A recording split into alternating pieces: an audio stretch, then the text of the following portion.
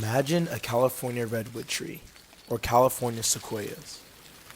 These are the largest trees in the world. They can range from 200 to 240 feet high, with the most notable trees reaching a height of 350 feet. The diameter of these trees can amount to over 20 feet, and most of them have been in existence for thousands of years.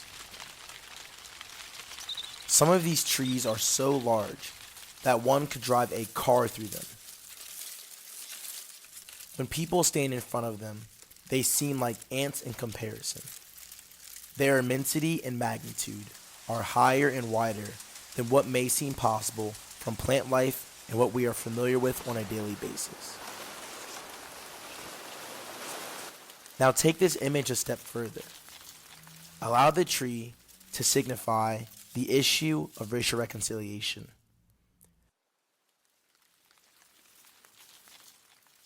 Racism, discrimination, and beliefs of racial superiority are the results of thousands of years of oppression, sin, stereotypes, wrongful practices, and human subjugation at the hands of other humans.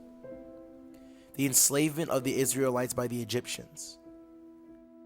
The forceful removal of Native Americans from their land by European settlers. The enslavement of Africans by white Americans and Europeans. The modern-day ulterior racism against minorities. Thousands of years of history and sin behavior have deepened and aggravated the scars of racism and discrimination in our nation and in this God-created earth. Therefore, this tree is tough, seemingly impenetrable, teeming with the dense bark of our tainted history. Imagine, one axe is lodged in the tree.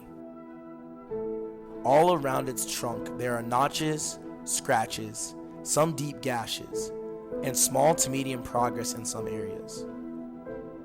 But even so, the tree of racial reconciliation and division remains freestanding, powerful, and destructive. Many people have attempted to cut this tree down during its thousands of years of life.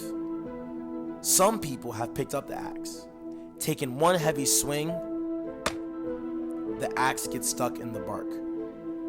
After their one attempt, a very strong one at that, the axe bearer sees the tree as unconquerable and walks away, thus leaving the tree for another to try and take down themselves. The tree stands unbeaten.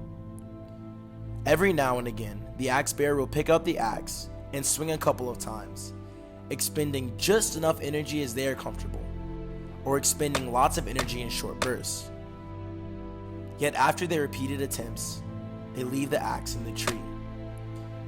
They either see the tree as unconquerable once more, or they feel satisfied with their efforts and pass the axe to the one they assume will come after them. One day, another axe bearer looks at the tree and immediately knows what they must do. They pick up the axe and they hack, madly, incessantly, vigorously, and intensely, with every ounce of energy they have and every muscle in their body. They give their life to this cause. However noble their effort may be, they cannot sustain this by themselves. They pass out from exhaustion, the axe still in the tree. The tree still stands, weaker this time, yet unbeaten.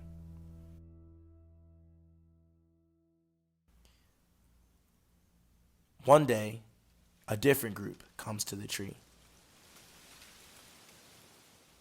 Something is different about them. They are moving in power, moving in unity. One at a time, each member of the group picks up the axe and hacks faithfully and consistently with small, precise swings. When one axe bearer gets tired, with a smile, they pass the axe to one of their teammates and rest. One by one, again and again, each member of the team hacks consistently, faithfully, and in the same spots their teammates did before. Other axe bearers look at what this revolutionary team is doing, and they recognize that there is a new way to make this tree fall. One that is not only feasible, but a way that is powerful and unifying among all people. Little by little, newfound teams of axe bearers bring their own axes, and they begin to mimic the original team in their tactic. Small, interwoven, cohesive, yet precise and intentional swings, all at the different parts of the tree. When one axe bearer gets tired, they rest and lean on their teammates to continue the work while they reevaluate, asking the good Lord where to chop next. And they commence their work once more with renewed intensity and vigor. After a long time, all the teams that were working on cutting the massive trunk recognized that they had actually reached the middle. The tree was holding on by one last salute. With a smile on their faces and looking at one another with pride and joy, they all said one last prayer. And every single team took one last swing. The tree had fallen. Yet there remained one problem. Though the tree had fallen, the massive base remained. Its roots humongous and their tendrils deep. If the roots aren't removed, an axe bearer said, then we will just have the same problem, the same growth again. With a smile and confident eyes, one axe bearer said, I know what to do. He looked to another axe bearer who was not on his team, and he walked up to them, and with an outstretched hand, he said 4 words. Hi, how are you?